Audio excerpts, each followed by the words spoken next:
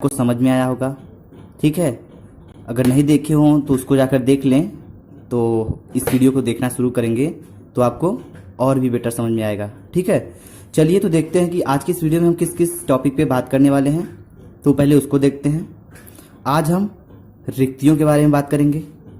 ठीक, और दूसरा क्या है, रिक्तियों के प्रकार के बारे में बताएंगे आपको। दूसरा है उपसह संयोजन संख्या निकालना सिखाएंगे आपको। और चौथा है संकुलन दक्षता के बारे में बताएंगे आपको।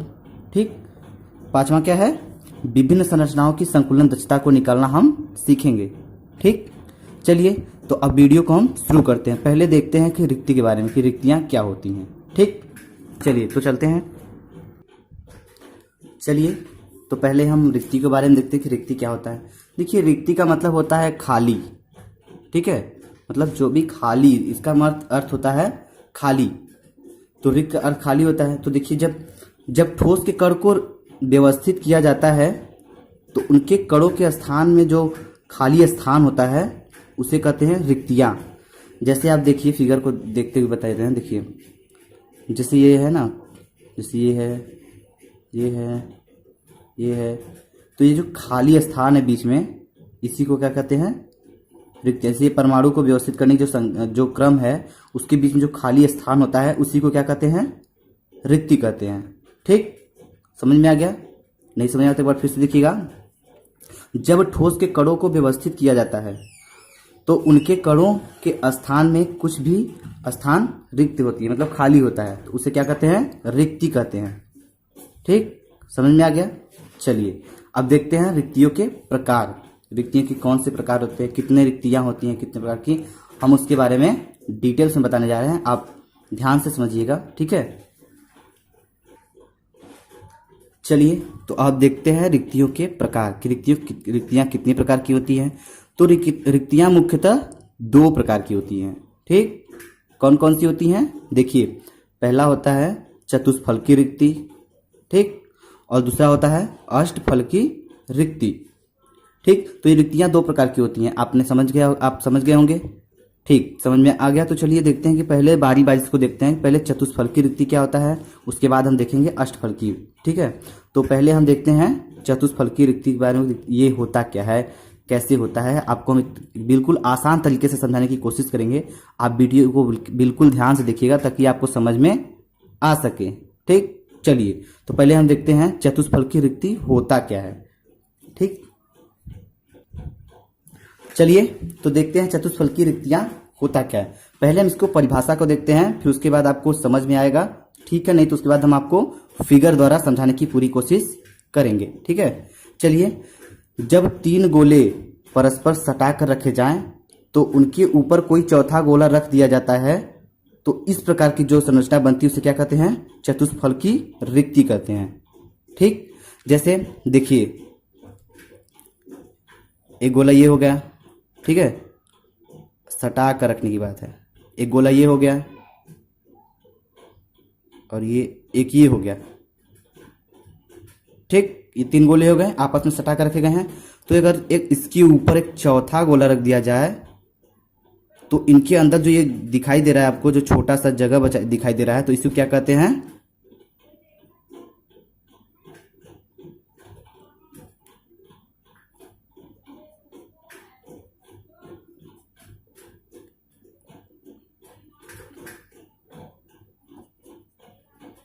ठीक, तो इसे चतुष्फलकी रिक्तियां कहते हैं।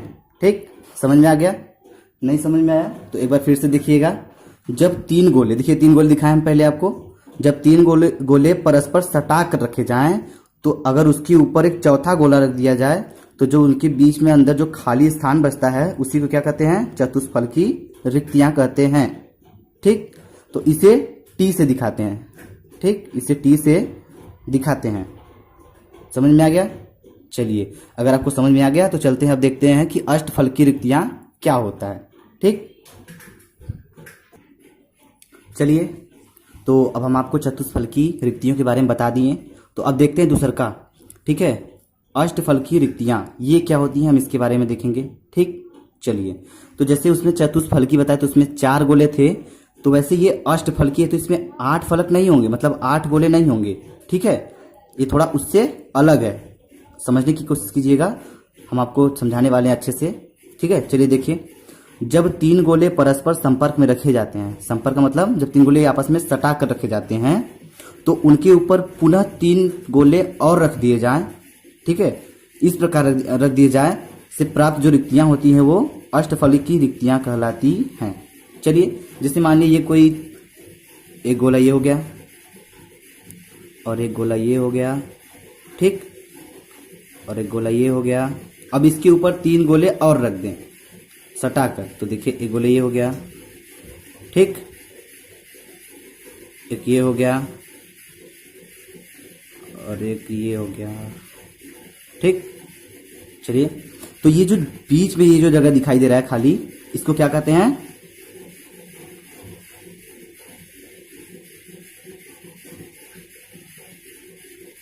अष्टफल की रिक्ति। समझ में आ गया? ठीक है, समझ में आ गया तो ठीक है, नहीं फिर से एक बार फिर से देखिएगा। जब तीन गोले परस्पर संपर्क में रखे जाएं, देखिए पहले हमने तीन गोले रखे थे, ठीक, रखे जाएं तो उसके ऊपर तीन गोले और रख दिए जाएं, तो जो रख दिए जाए तो इस प्रकार जो बनती है संरचना उसे क्या कहते हैं? जो बीच में उसकी जगह बचता है उसको क्या कहते हैं? अष्टफल की रिक्तियां कहते हैं। ठीक, समझ में आ गया? चलिए, अब समझ में आ गया तो अब हम देखते हैं चतुष्फल की रिक्तियों और अष्टफल की रिक्तियों के बीच में क्या संबंध होता है। ठीक, चलिए, तो देखिए चतुष्फल की रिक्ति और अष्टफल की रिक्ति में संबंध, ठीक, इनके बीच में क्या संबंध होता है उसको देखेंगे हम। तो चतुष्फल की रिक्ति अष्टफल की रिक्ति की दुगनी होती है। ठीक, चतुष्फल की रिक्ति जो होती है वो अष्टफल की रिक्ति की दुगनी होती है। देखिए, माना किसी परमाणु में अष्टफल की रिक्तियां की संख्या n है, ठीक, अगर अष्टफल की रिक्तियों की संख्या n है तो चतुष्फल की रिक्तियों की संख्या क्या हो जाएगी? 2n, क्योंकि उसकी दुगनी होती है। समझ में आ गया? इनके बीच में यही संबंध होता है कि अष्टफल की रिक्तियों का दुगना होता है चतुष्फल की रिक्ति। ठीक, समझ में आ गया? चलिए, अब हम आपको बताते हैं उपसह संयोजन संख्या, ये क्या होता है, कैसे होता है, उसके बारे में हम आपको बिल्कुल डिटेल्स में बताने वाले हैं, आपको बहुत अच्छे से समझ में आने वाला है। ठीक है, तो आप वीडियो को बिल्कुल ध्यान से देखते रहिएगा। चलिए, तो अब हम देखते हैं उपसह संयोजन संख्या, ये होता क्या है, हम इसके बारे में आपको बताने जा रहे हैं, आप ध्यान से देखिएगा। ठीक है, पहले हम इसके परिभाषा को देखते हैं। किसी ठोस में कोई परमाणु अपने निकटवर्ती जितने परमाणुओं से घिरा होता है उन्हीं परमाणुओं की संख्या को परमाणु की उपसह संयोजन संख्या कहते हैं। इसे समन्वय संख्या भी कही जाती है। ठीक है, ठीक है, चलिए देखिए हम आपको फिगर द्वारा समझाते हैं। जैसे आपने फिल्मों में देखा होगा कि जैसे मान लीजिए विलन का घर है, ठीक, आप फिल्मों में देखे होंगे अक्सर, अगर हीरो उसके पास जाता है या फिर उसके घर जाता है तो आप देखते होंगे अक्सर कि जो गुंडे के आदमी होते हैं उसको चारों तरफ से घेर लेते हैं। ठीक, तो उस हीरो के लिए जो गुंडे घेरे हुए हैं वह उनकी उपसह संयोजन संख्या को दर्शाती है। तो उसी प्रकार आप केमिस्ट्री में उपसह संयोजन संख्या को उसी प्रकार समझिए। किसी ठोस में कोई परमाणु अपने निकटवर्ती जितने परमाणु से घिरा होता है, जैसे ये हीरो है तो जितने गुंडों से घिरा हुआ है तो क्या है, उनकी उपसह संयोजन संख्या है। तो ठीक है, तो इसमें भी यही होता है, घिरा होता है, उन्हीं परमाणुओं की संख्या क्या कहलाती है? उपसह संयोजन संख्या।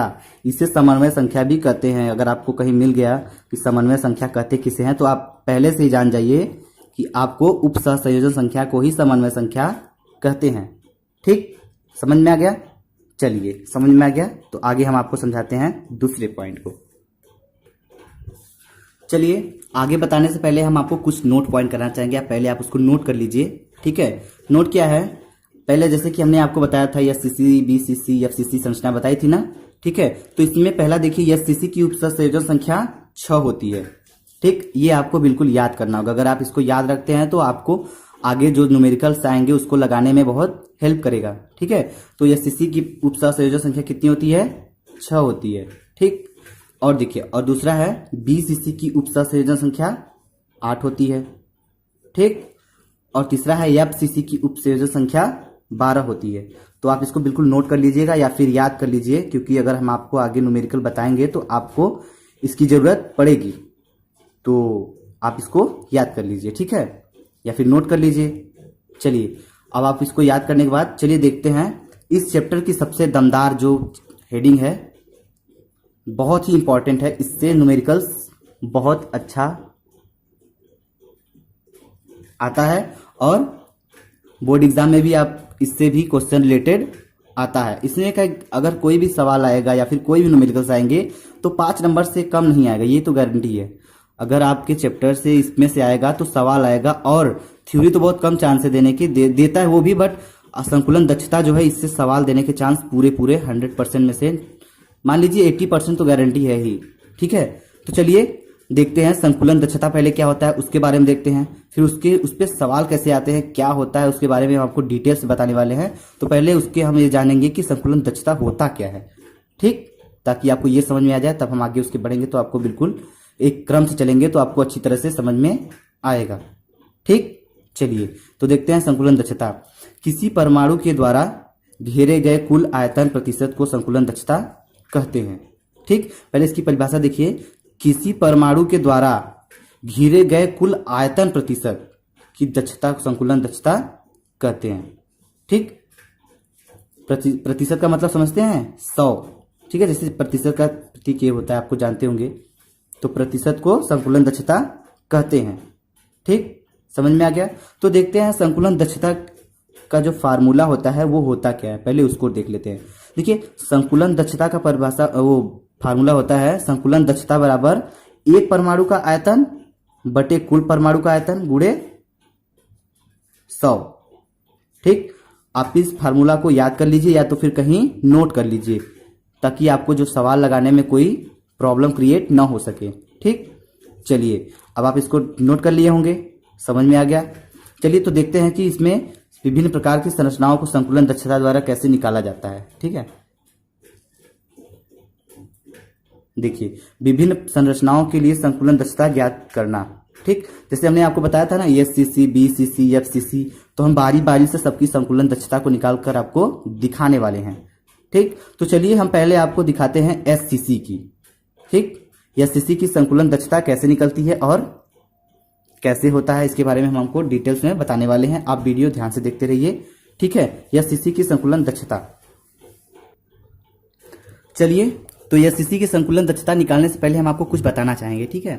तो देखिए जैसे कि हमने प्रीवियस वीडियो में आपको बताया था कि संकुलन दक्षता के लिए जेड का मान कितना होता है, संकुलन दक्षता का मान होता है, संकुलन दक्षता निकालिए, जेड का मान कितना होता है 1 होता है। एससीसी के लिए हमने बताया था परमाणु संख्या कितनी होती है 1 होती है, और एससीसी की जो परमाणु त्रिज्या होती है वो कितना होता है R बराबर A/2। तो यहाँ A क्या है, A आपका है कोर की लंबाई, ठीक, और R क्या है परमाणु त्रिज्या,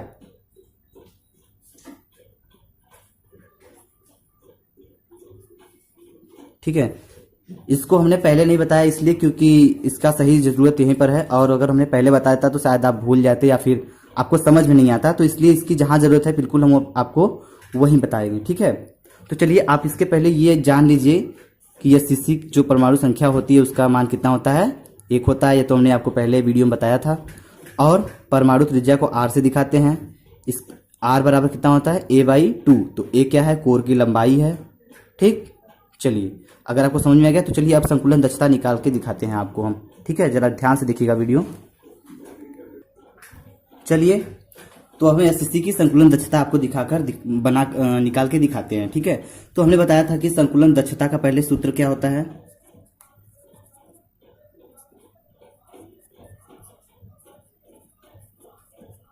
संकुलन दक्षता बराबर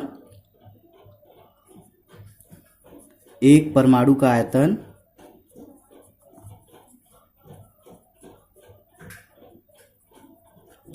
बटे कुल परमाणु का आयतन,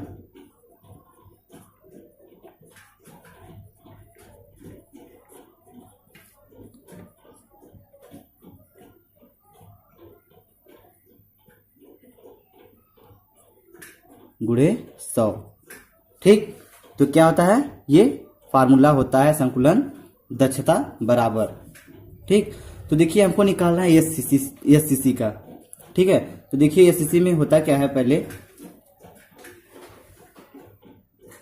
ठीक है, तो चलिए देखते हैं एससीसी की पहले परमाणु संख्या कितनी होती है, 1 होती है, तो हम पहले 1 लिख लेंगे। ठीक, इनटू, अब देखिए परमाणु कैसा होता है, गोलाकार होता है। जैसे कि देखिए यहाँ पे मान लीजिए परमाणु है, गोला है, तो ये गोला है ना, तो इसकी जो त्रिज्या कितनी होती है, एक गोले की त्रिज्या कितनी होती है, 4/3 पाई r क्यूब। ठीक, तो एक क्या हो गया, इसकी परमाणु संख्या हो गया, और ये हो गया एक परमाणु, मतलब जो परमाणु होता है वो कैसा होता है, गोलाकार होता है। ठीक, तो ये हो गया 4/3 पाई r क्यूब। हाँ, और बट्टे कुल परमाणु का आयतन। ठीक, कुल परमाणु का आयतन मतलब जैसे कि देखिए अब कुल परमाणु का आयतन कितना होता है, a क्यूब। ठीक है, तो कोर की लंबाई a होती है, तो यहाँ a क्यूब लिख देंगे। ठीक, गुणे 100। ठीक, समझ में आ गया। चलिए अब देखते हैं, इतना हो गया। अब हम पहले जो बताए थे आपको कि r बराबर होता है a/2, तो हम यहाँ से पहले मान निकाल लेते हैं a का, क्योंकि हमको यहाँ a की वैल्यू रखनी होगी। ठीक, तो पहले हम किसका मान निकालेंगे, पहले हम इसका मान निकालेंगे, तो हो जाएगा a बराबर 2r। ठीक, इसका यहाँ मल्टीप्लाई हो गया और a बराबर 2r आ गया। तो जो a की वैल्यू आई है, ये हम इसको कहाँ रखेंगे, यहाँ पे रखेंगे। तो क्या हो जाएगा, 1 × 4/3 पाई r क्यूब अपॉन a की वैल्यू कितनी है, 2r, तो यहाँ 2r हो गया, और होल की पावर कितना है, क्यूब इंटू 100। ठीक, हो गया। चलिए तो अब आगे देखते हैं, ये हो गया 1, इसका मतलब यही होगा जाएगा, तो हो जाएगा 4/3 पाई r cube upon 8r cube into 100। ठीक, इसका हम क्यूब करेंगे तो इतना आएगा, तो r क्यूब से r क्यूब कैंसिल हो गया।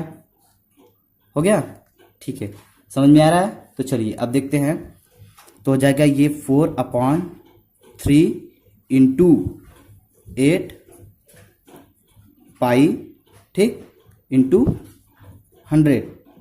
ठीक है, तो देखिए हम आपको स्टेप बाय स्टेप समझा रहे हैं ताकि आपको समझ में पूरी अच्छी तरह से आए।